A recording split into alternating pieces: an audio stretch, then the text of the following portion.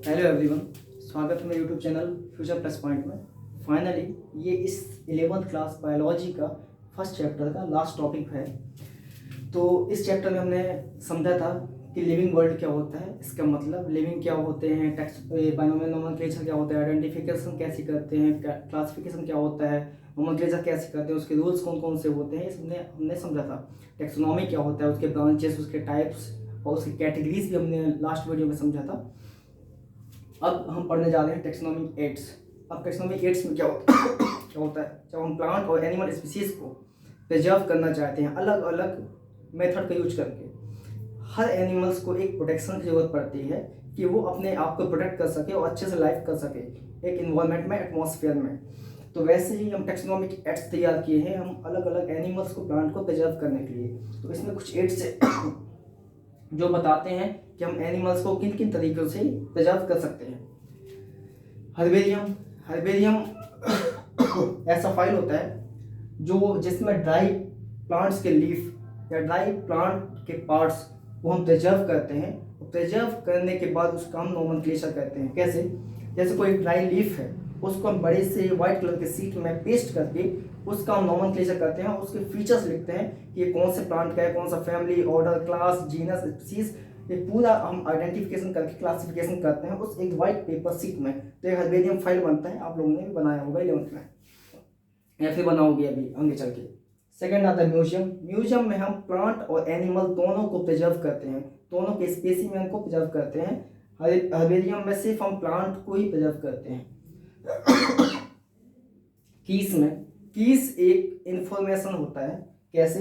अगर कोई दो एनिमल है, वो दो एनिमल के बीच में सिमिलरिटीज क्या है और उस दो एनिमल के बीच में डिफरेंस क्या है, वो बताता है की के हेल्प से हम पहचान पाते हैं कि उन दो एनिमल के बीच में एक्चुअल डिफरेंस है क्या। भले वो दिखने में सेम हो, पर कहीं ना कहीं उनके बीच में कोई ना कोई डिफरेंस होगा, चाहे वो जेनेटिकली हो, फिजियोलॉजिकली हो, चाहे एनाटॉमिकली हो, कुछ ना कुछ डिफरेंस तो होगा।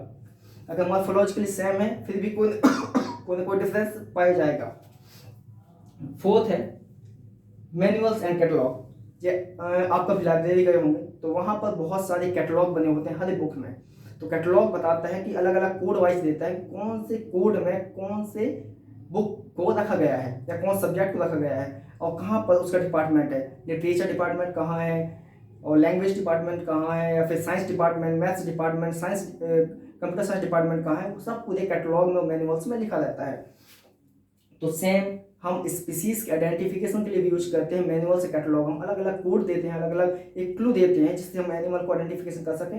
आइडेंटिफिकेशन करके हम अलग अलग फीचर्स के अकॉर्डिंग उसको हम क्लासिफिकेशन कर सकें और क्लासिफिकेशन करने के बाद उसको हम कैटेगरीज में रखते हैं, कहाँ पर कौन सा स्पीसीज जीनस में आएगा, कौन सा species order, family, phylum, then kingdom में आएगा।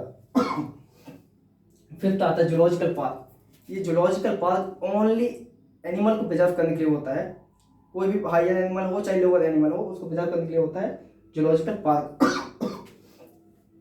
उसका जस्ट अपोजिट होता है बोटेनिकल गार्डन। इसमें हम चाहे कोई भी तरह का प्लांट हो, सिर्फ हम प्लांट को ही प्रिजर्व करते हैं, चाहे वो मेडिसिनल हो, चाहे वो वेजिटेबल्स हो, चाहे वो एक्सेप्शनल प्लांट ही क्यों ना हो, हम सबको प्रिजर्व कर रखते हैं।